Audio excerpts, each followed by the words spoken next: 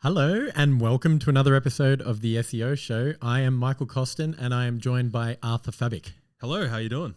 I'm doing very well. I'm very excited, like always. And like every You're week always I'm excited. You're excited every week. Well, this week we're not even talking SEO and I'm still excited because what are we talking about this week? Well, we've taken the S and the E and we've replaced it with C and R. CRO. Forget SEO. Do you have a conversion problem? That's the topic. So let's start with, what does CRO stand for? Conversion rate optimization. For those that don't know at home. Yeah. So basically traffic, SEO will get you traffic. Once the traffic lands on your website, it's your website's job to turn those people into a lead or a sale or whatever it is you want them to do. That's known as a conversion. And there's things you can do to your website, to your offer, to your copywriting to make it more appealing to the people landing on it and get more conversions. That process is known as conversion rate optimization. And we wanted to talk about this because, a lot of people will often say, I need more traffic. I need more, spend more on Google Ads, or I need to get more SEO rankings. They're looking at the traffic. They're trying to pump more people in when really they should be looking at their site and trying to improve it and get more value out of the people that are already going to it. Yeah, it's often an area that's a bit neglected. Massively. People just don't understand. Yeah. You look at any business, when they launch a website, the very first thing they're going to do Your favorite. Welcome. Yeah. Your pet peeve. Welcome to Johnny's surgery. Yes. You don't need to say welcome to on a website. It's implied that you're welcome by the very fact that the website exists on the internet, which is public. Anyone can go to that website. So don't say welcome. Don't talk about yourself. We, we've been in business. This is common stuff that websites do. Contact forms don't have any Save that for your About Us page. I'm ranting. Yes, you are. There's common things websites do or business owners do with their website that hurts their conversions. So we're going to run through them all and try and help you make some improvements to your conversion rate. Sound good? Sounds great. Fire up. Get excited. I'm excited. We're talking CRO. Okay, so the first thing, let's talk about the offer. Okay. Oh, I thought you were you came in hot and then just do it to me. I feel like this is your part here because you've put a little time into this. The offer can make or break your conversion rate because it's the first thing that people see when they land on your site. It's your offer is what they're comparing your business to against the competition. It's, it's basically what is the exchange between you and them going to be? So it's super important. But a lot of websites, when you land on it, it will just say, Plumber Sydney, get in touch. Yes. That's not an offer. No. So more than just that headline on the sales page, the offer needs to be, the service you're providing, what price it will be, how you're paid, the terms and conditions, the benefits to the offer, bonuses, all that sort of stuff, all bundled into one thing. So it's not normally just summed up with one line on a page. No. It's a whole bunch of stuff that goes into it. Essentially, it's your opportunity to entice the person to get in touch. Yes. So basically telling them or giving them every reason to, whatever the conversion is, to phone or leave a form submission. That's your opportunity. So, like you said, often people will neglect that completely and have some rubbish on the, irrelevant stuff on the page, like you said. Yep. Welcome to the site. We've been in business for 50 years. Yeah. No one cares. Get in touch. No one cares. They want to know why they should get in touch, the benefits. Contact us. But why? What am I contacting you for? Yeah, exactly. Yeah. So when you land on the page, you need to hit them over the head with what makes you different and what's so compelling about you that they should get in touch with you. So your offer needs to be super value packed. So it needs to be so filled with value that people will be like, well, I better get in touch with these guys. I'm an idiot if I don't. So what's a good offer? Let's break that down in terms of, let's just say you're a plumbing business. One sec. I'm just... okay, sorry. I'm jumping the gun here a little bit. Yeah, then we can do some examples. Okay. So it needs to be super value packed. So it needs to try and remove risk to the customer. So we call it risk reversal or removing perceived risk to the customer. So things like a free trial or a money back guarantee. If you invest in this and it doesn't work, you get your money back. That sort of removes risk. So they're going to think, why not do it? Or, free trial says you can test it before you even pay us. Like a free call out if you're like a service-based plumber or electrician or blind installer. Yep. Yep. And then bonuses are important. So adding in additional products or service or extra time on the guarantee, bundling stuff in. Again, it's normally just perceived value to the customer. It doesn't necessarily have to cost you too much on your side, but you're just packaging it up in a way that makes it appealing. So you get, buy this computer from us and you get 12 months of monitoring or something like that, you know, like additional warranty. I don't know. Something like that. That sort of a thing. And then urgency and scarcity. So expiration date to the offer. So like a good example of that is an EFE. Yep. Give you an example of an offer. We ourselves in our business in June, we ran our first ever EFE sale, our first ever like sale, just to see how it went. And we offered like a percentage off if the customer came on board in June. Yep. It had the end of the month as a cutoff date. If you're not subscribed by the end of June, then it goes away. Yep. It had a discount, so there was like that sort of, I guess, value to it. That's an example of an offer right there. So that's one. I don't know. Do you have any others up your sleeve that you like the sound of? Well, I was going to make one up on the spot. Go on. Let's freestyle an offer. Okay. So let's just say you're a service business, air conditioning dealer, plumber, electrician, pick one. Air conditioning. Okay. So I have to think about this for a sec. I've got one. Okay, go. If you get the ducted air conditioning system supplied and installed for X amount of dollars, it's percentage off this month because it's a manufacturer deal, you know, like Fujitsu or whatever. Yes. And then they're also going to bundle in a free controller, and then maybe servicing for the first year. Okay. For a fixed price, but you have to have it done by the end of this month. Sure. As opposed to landing on another air conditioner site where they say, we are Sydney's leading air conditioning company, contact us. Okay. So the offer would be, we have this ducted air conditioning system this month only. We'll upgrade your controller to a premium controller, give you 1 year's service, and also throw in an extra zone. So instead of having 3 zones, you get 4 zones. You're chucking zones in there. Yeah. Well, that is an offer that is so good you can't refuse it. Yes. If you're in the market for that sort of a thing. So anyway, I think the point is clear, right? Yeah. Like, think about what is going to compel people to do whatever it is you want them to do on your site. So a lead gen business is fill out a form, get in touch so your salespeople can get in touch with them. Yes. Front load that offer with all sorts of value and reasons to get in touch. Yeah. So I guess in this case, you'd be removing the risk by giving a free quote, for example. Yeah. So no strings attached. Someone can come out and quote you. It's like our site, right? We do, we ask for everyone's information and then we say, we're going to put together a strategy that helps you get more customers for your business. We're going to use the goals you've told us. It's going to be totally custom to you. You get 1 hour with one of our specialists to run through that strategy. Yep. At the end, you can take that strategy, do what you want with it. You don't have to engage with us. If you want to, we'll let you know some pricing. But that's a pretty good offer for someone that's interested in that. Yes. And you're leading with value. You're providing them with value. So it's all packaged up nicely. Yes. And that's better than just saying contact us. Of course, yeah. I guess that kind of leads into our next point here. So the call to action. Like you said, a lot of websites and landing pages will have a call to action, you know, contact us, get in touch, something that, you know, doesn't mean anything. So people want to know what the call to action is, what they're getting. So what happens next? What happens next? Yeah. So like, for example, we have get a free... Ours just says free proposal, then all the signage says like, we'll show you how to get customers online and submit it. We'll be in touch. So you're sort of framing what's going to happen when they fill out the form. Yes. So coming back to the air conditioner, it might be get in touch. We'll get back to you within 1 business hour. Let's say that's super fast, but let's say that. And you're going to get a no obligation free quote and you're going to get a in-home inspection or virtual visit. And at the end, you'll know the exact system for your needs, taking into account your electricity. Long call to action. No, but this can be as simple as having a few icons with little labels, you know, like summing that all up. So, because you think about it, like a lot of pages, you land on it and they might not even have a form or a call to action, like a clear, bold, colorful button. It just has a contact link in the header. You click it, it drops you on a page. You don't know how long it's going to take for someone to get in touch. You don't know what the next step is. Goes into the ether and never hear from them again. Yeah, exactly. I remember you getting in touch with some shutters and they never got back. Well, I've actually just done it with the soundproofing in this room, right? I hit up maybe 3 or 4 businesses yesterday. Lots of them were just really sort of basic sites. Form on the contact page. You submit it. You don't get any confirmation email saying thanks for that. What member of our team's reviewing will be in touch.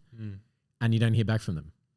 That's all too common, particularly when dealing with like service businesses, Whereas if you have something totally opposite to that, like a really slick That's what you said. form and experience. Like a good confirmation email or like even like a pop-up. Yes. Thank you for submitting the form, and these are the next steps. Here's what happens next. Someone's going to get in touch with you within this time period. They're going to do X, Y, Z. Yeah. And you know exactly what to expect. You know what you're waiting for. You're not, I guess, flying blind, waiting. Like you said, you might be waiting forever. So imagine if I only inquired with one of those guys and I was just adamantly, steadfastly waiting to hear back. I'm sure it happens. I'm sure there'd be plenty of service-based businesses that just let leads slip away. When I know this isn't really related to call to action, but when it comes to handling leads, you need to be getting back to them pronto. Like the first 5 minutes are vital. The first 10 minutes, the first hour. If you let it go days, all those businesses that got back to them quickly are in the box seat because the process has already started with them and before you even get back to them. Yeah. So there's tons of studies about like I was going to ask speed of response. I was going to ask you a question, maybe at the end.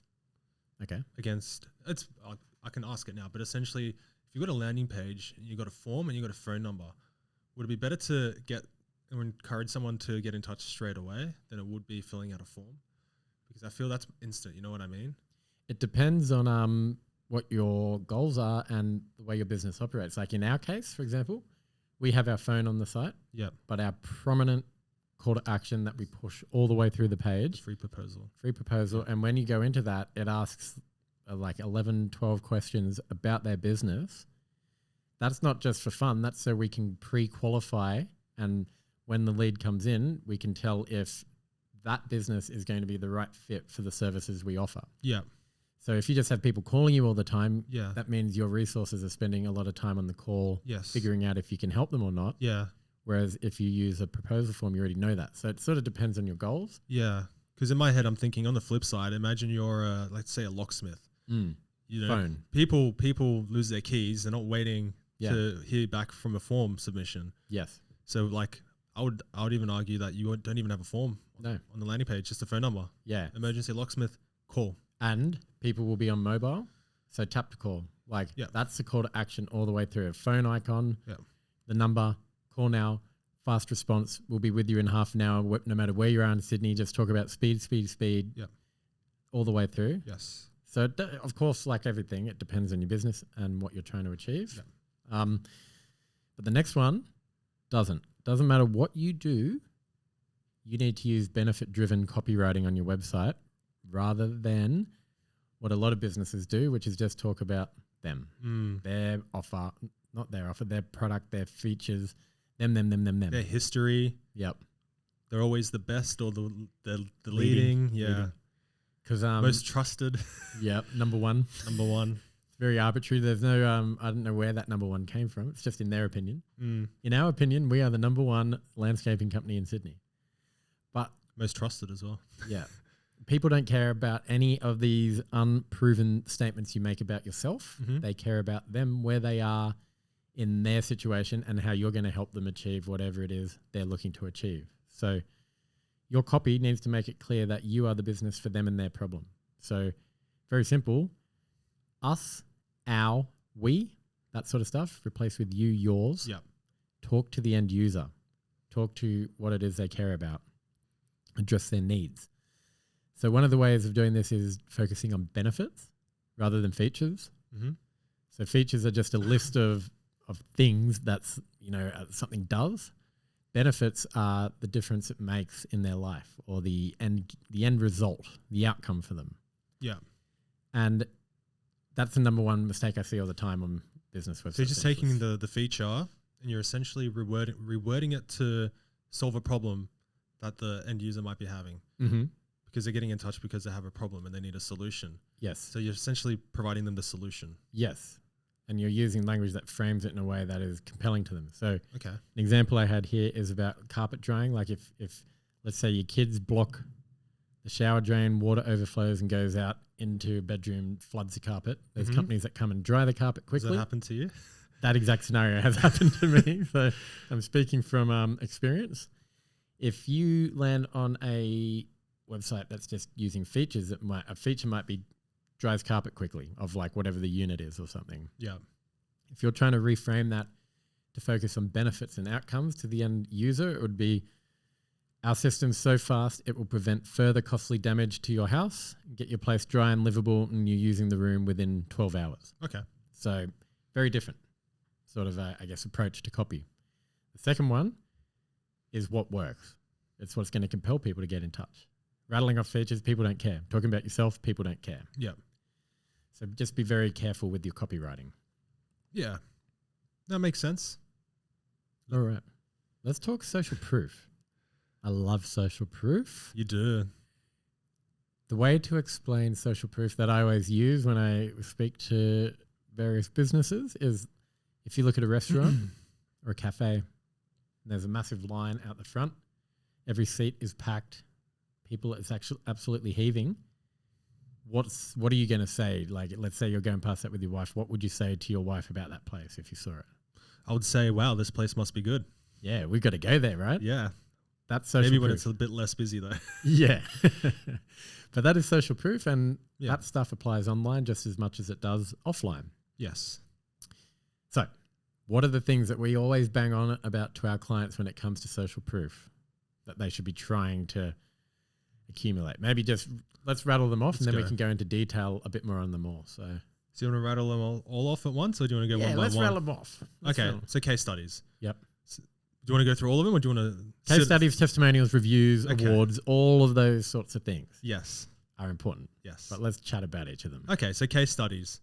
I think probably one of the most valuable. People want to know, examples of your work. So, for example, for us, whenever we work with a client and we get good results, we'll try to write up a case study, because people will find these case studies and then read, I guess, what we've done, the strategy, the results that we've achieved for the client, and then they can visualize, us doing that for them. Yeah. And if they can see a portfolio of, 50, 60, 70 different case studies across different industries, different websites, service, e-commerce, then obviously they'll start to have this perception of us that we obviously know what we're doing.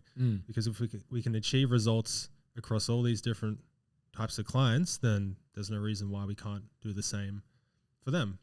And also, even if you have enough, chances are you're going to have case studies that are super relevant to them as well, which is even more powerful. Yes. Because it's like, they're like, well, here's this business and they've done this. So people just love to see examples of work you've done and their specific scenario to make them feel at ease that you've been there, done that, and can do it for them too. Yeah.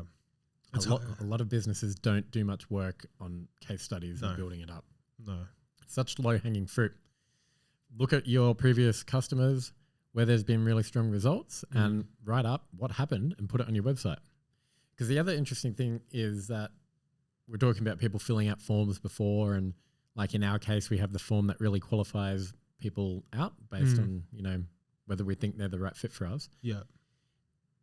95% of the people that are filling that out have already really looked into us. They've looked at our case studies, our testimonials, our reviews, the awards, been all over our website, been on our social media profiles. They really know that they've warmed themselves up to inquiring with us. So these case studies are a super vital part of that. Another one is customer testimonials, so video testimonials. Your favorite. It is my favorite. You love a good video testimonial. I do. I get excited when someone is willing to do it. This is true. This is not an exaggeration. No, I'll be excited for weeks. Talk about it. Like, everyone's sick of hearing about it. Yeah. But the thing that we like about video testimonials is it's so powerful. It's authentic. Yeah. It's a real business owner going on camera, and in an ideal world, from our point of view, they're telling a transformational story. Like, here's where I was, over there's where I wanted to be. Spoke with Local Digital, they put together a plan, then they executed it, and now I've achieved my goals and then some. Yeah. That is super powerful. Yeah. I'll tell you one thing, it is tough to get someone to do a video testimonial. So you have to be doing a real good job for them to agree to jump in front of a camera and do it. It is a process. Because it's scary. Like, is the scary, camera, the lights, you got all these people looking at you, you're all mic'd up, you're trying to talk. Like, it's an awkward situation they're putting themselves in. So the fact that they've gone ahead and done that is in and of itself very powerful. Yeah. Yeah. And it's, like you said, it's hard to forge, like. Yeah. Really, like, very hard, because if it's a real business, you can just go and see if this person actually works there. Or if it's not, it's an actor maybe. Yeah, because there would be, I guess, situations where I've seen online people would have testimonials from people just in front of a webcam Yeah. with no context, not even like not mentioning who they are, where they're from. It's just, Yeah. you know, Tony from Tony, you know, and them just rattling on about how good whatever the service is. So that's stuff that is obviously made up. Suspect. Suspect at best. But if you're looking at like a well-shot testimonial with a clear, you know, you can see the brand, you can see the person, you can see the title, you can research them, you can find them on LinkedIn, then bang. B-roll showing the office and whatever, like the product or service being made or done. Yeah. Hard to forge that. Yeah. So like anything, people will use their ability to perceive, let's say, suspect advertising and like authentic advertising. Obviously, the authentic approach is what we're talking about here. Yes. But as businesses, just like you should be creating case studies, you should be canvassing your customers to see if they'll give you video testimonials. And when they say yes, jump on it and make it happen quickly. Yeah. And then that should be going on your website. Customer testimonials, case studies, embedding in your website, you're going to get more conversion. The second they give you any sort of praise is an opportunity for you to, you know, pretty much slot it in. Incentivize it maybe as well. Like, yeah, if you can. Yeah. If there's a way that you can make that happen, like give them a month free, or give them maybe you're offering a new service line and they can have it for a while for free, with whatever, you know, it's going to be relevant to your business. But the other one on this note of incentivizing, or when you hear people are happy, is reviews. Yes. The minute someone is not interested, if they're happy with you or telling you that you've done well, say thanks for that.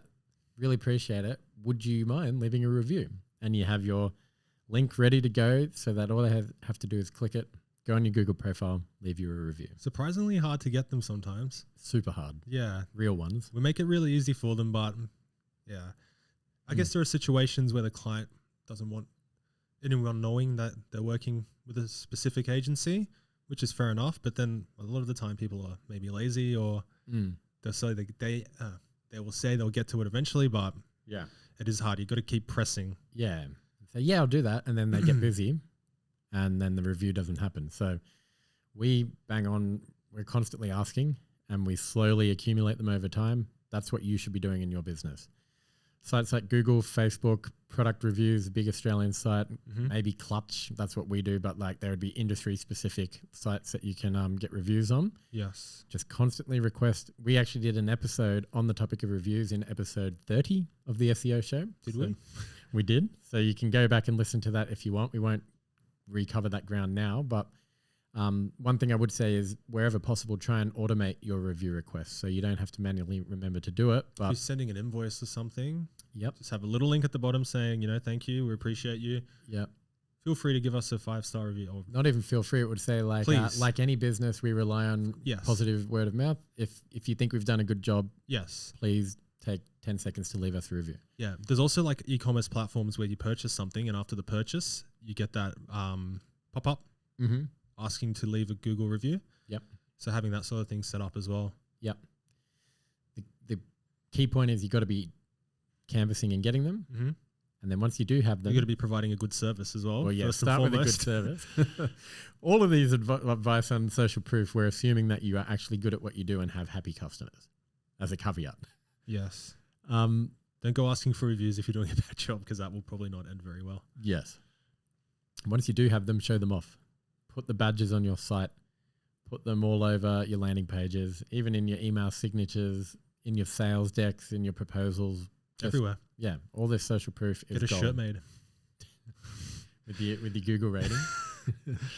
The last one I wanted to say on, actually second last one, on social proof is awards, business awards. I think that every business, some of your marketing budget should go towards entering awards. Yes. Some awards are free, some cost money to enter. Yes. But they are a marketing tool in that they're just another form of trust. Like if someone's weighing you up versus someone else and you have industry awards or you have like sort of generic business awards that you can point to and the other people don't, then that can be a little tick in your column that they're not getting. So I'm not saying that awards aren't normally going to be the sole reason that people are beating down the door to work with you. No. But they're a trust building exercise. Yeah, absolutely. Especially if they're industry based and it makes you a leader in that industry. Yeah. But I guess on the flip side, it does take effort. the same caveat applies. You'd have to be doing a good job in order to win an award. So Yeah. there is a bit of effort and, like you said, maybe a cost involved in entering. So, but definitely worth doing. I was going to say not all awards are built the same. No. Like an industry specific one for, like in our case, let's say campaign success, that's judged by like digital marketing practitioners. That's good. But then there are awards just for growing your revenue, like fastest growing companies or Best whatever. places to work. That's pretty good because if you're winning that, like it shows that your team's happy. Yeah. But I feel that if your business is just growing, like as a customer, who cares? Like it's not really, it could even be a bad thing if a business is growing super fast. Could be, are they maintaining their customer service at the same rate? So Yes. I don't think, like it's fine to get them, but I would say industry specific ones that deal with like you delivering your service are more powerful as an award. Yeah. That makes sense. All right. And then the last one is just if you happen to get any press or media coverage somehow, if you're covered in the local paper, if you're covered on news.com.au, that sort of stuff, put it on your site. All of this stuff, it's like little, what would I say? They're just, as I said, checks in a column. So the more of it you have on your site, when people are doing that initial research before they ever get in touch, it's just like, yep, building up trust, building up. Start with the easy stuff, Google reviews, things like that, and then build up, as you grow. Yeah. All right. So we haven't really spoken about design and how it comes into this. And I know we have no notes whatsoever. No, you kind of threw a curveball right there. I'm going to freestyle because we're talking about. I was frantically looking through the sheet. We're going to talk about copy. We've spoken about copy. We've spoken about social proof, but I think what a lot of sites are guilty of with the design of them is they don't make it easy for people to do whatever it is you want them to do.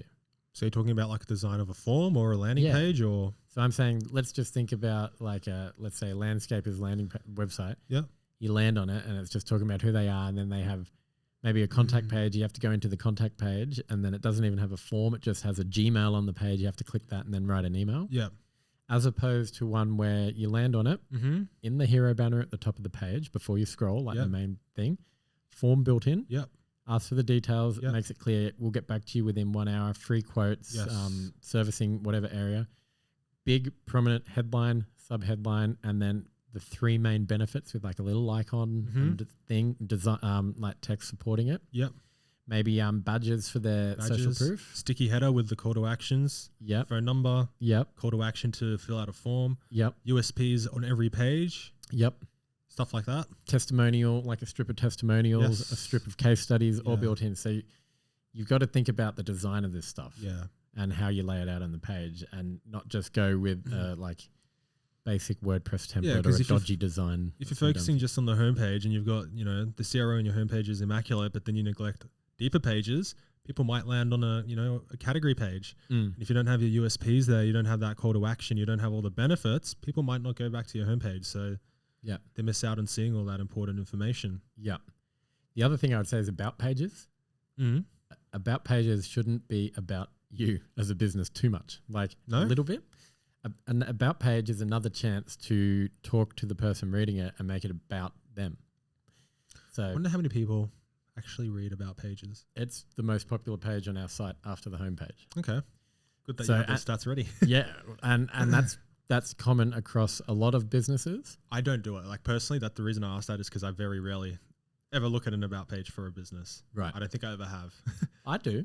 I know I do. If I'm looking for like service, around the house or something, I'll look at the homepage. I'll go on the about and just try and see. Because I think a lot of people would also just go, if they're searching for a service, they'll open up the first 3 ads that pop up, go bang, bang, bang, have a look at them, then not even scroll, just have a look at whatever's above the fold, and then get in touch with all 3 or base a decision based on those 3. People obviously do things differently, but yeah, I would say like with an about page, it's a chance to see like the size of the team. Like if you go on an about page for a plumber and they have like, a photo of 10 people and they've got a couple of utes in a van on the road, that's probably means that they're trustworthy, and you combine that with really good Google review ratings. Yes. To me, I'm going to inquire with that as opposed to just Stock photos with the logo photoshopped poorly onto like a polo shirt with some Eastern European bloke. Yeah, or like an American guy with a wrench, like With working like on an a American generic high-vis vest and a hard hat. Yeah. Like just putting a spanner to an air conditioning unit. Yes.